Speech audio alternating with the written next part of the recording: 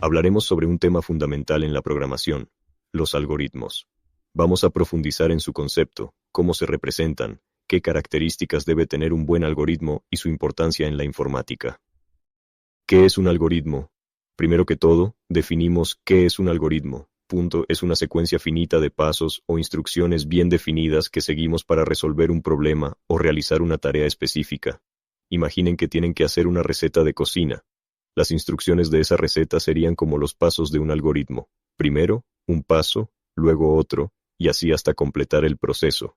En programación, un algoritmo es el plan o guía que seguimos para lograr una tarea en una computadora.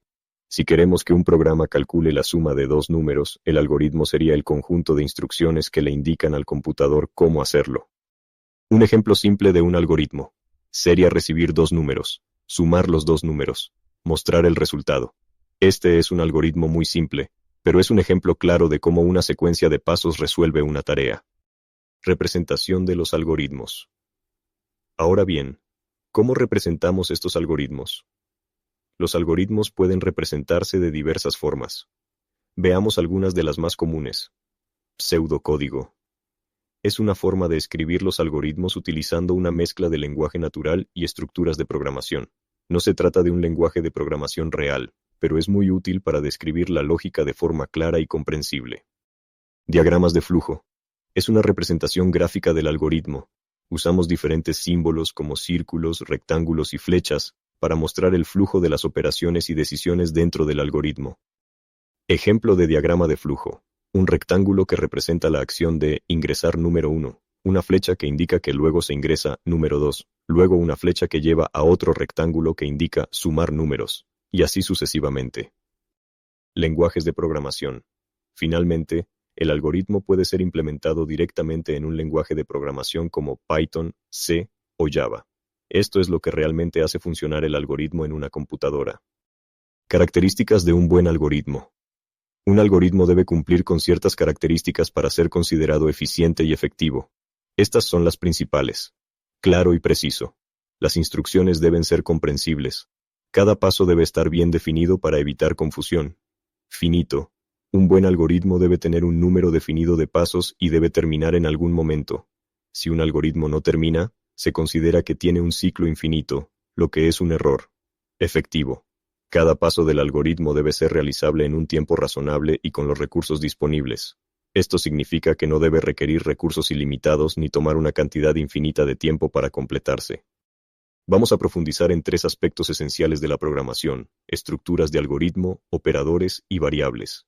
Estos son los pilares fundamentales para desarrollar programas eficientes y efectivos. Vamos a desglosarlos uno por uno. Las estructuras de algoritmo son las formas en las que organizamos las instrucciones dentro de un algoritmo. Estas estructuras determinan cómo se debe ejecutar el flujo del programa, y su correcta elección es clave para garantizar la eficiencia y claridad del código. Existen tres estructuras principales. Secuencia. Es la estructura más básica. En una secuencia, las instrucciones se ejecutan una tras otra en un orden específico y sin tomar decisiones. La estructura de selección nos permite tomar decisiones dentro del algoritmo. Dependiendo de si se cumple o no una condición, se ejecutarán diferentes bloques de instrucciones. Esto es útil cuando el programa debe comportarse de manera distinta según las circunstancias. Las estructuras más comunes son if, si, permite ejecutar un bloque de código si se cumple una condición. Else, si no, se ejecuta si la condición no se cumple. Switch, caso, permite evaluar varias opciones. Los operadores son símbolos que permiten realizar operaciones sobre variables y valores. Se dividen en varias categorías, cada una con su propósito específico. Operadores aritméticos.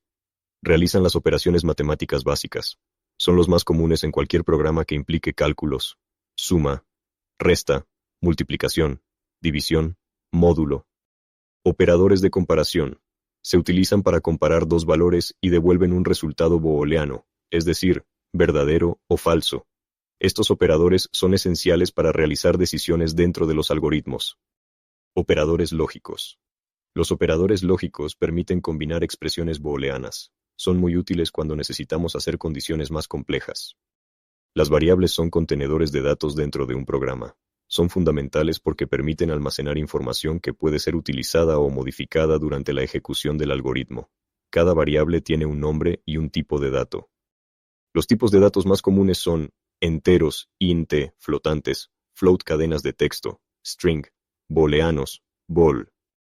Las variables permiten manipular la información de manera dinámica. Al asignar un valor a una variable, este puede ser modificado o utilizado en diferentes partes del algoritmo. Importancia de las variables y los operadores.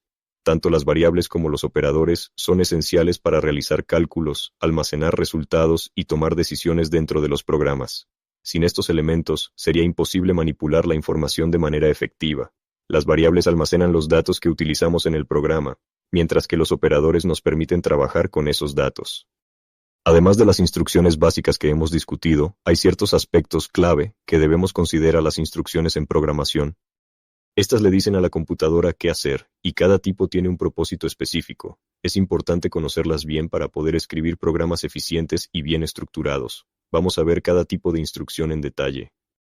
Las instrucciones de asignación son aquellas que nos permiten guardar un valor en una variable. Este es uno de los conceptos más fundamentales en programación, ya que sin la capacidad de almacenar y manipular datos, un programa no tendría forma de trabajar con la información. Por ejemplo, si queremos almacenar el número 5 en una variable llamada x, utilizamos una instrucción de asignación. El código en pseudocódigo sería algo así. Aquí, x es una variable y 5 es el valor que estamos asignando a x. De ahí en adelante, podemos utilizar x en el programa para realizar operaciones o mostrar su valor. Las instrucciones de control de flujo permiten que el programa tome decisiones o repita ciertas acciones. Esto es crucial para que el programa sea dinámico y pueda adaptarse a diferentes situaciones.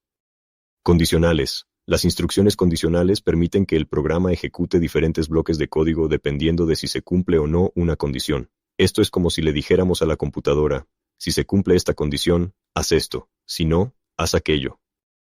Las estructuras más comunes son if, else y else if en algunos lenguajes de programación. Aquí un ejemplo. En este caso, si A es mayor que B, el programa muestra A es mayor que B. Si no es así, muestra B es mayor que A. Los bucles permiten repetir un bloque de código varias veces. Son muy útiles cuando necesitamos ejecutar una acción de manera repetitiva sin escribir el mismo código una y otra vez. Un ejemplo común es el bucle for o while. Aquí hay un ejemplo de un bucle for en pseudocódigo. Este bucle va a mostrar los números del 1 al 10. El bloque de código se repite mientras la condición sea verdadera. En este caso, i es menor o igual a 10. Las instrucciones de entrada-salida permiten que el programa interactúe con el usuario o con otros sistemas, recibiendo datos o mostrando información. Entradas son. Las instrucciones de entrada permiten que el programa reciba datos.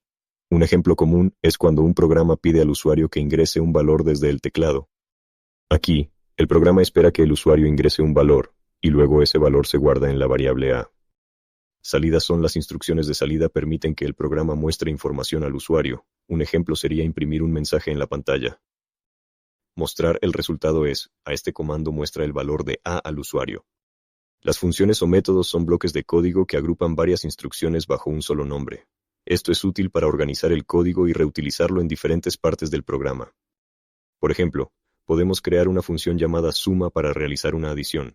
Aquí, la función suma recibe dos parámetros, A y B, realiza la suma y devuelve el resultado. Las instrucciones de manejo de errores se utilizan para prever situaciones inesperadas, como errores en los datos o fallos en el sistema.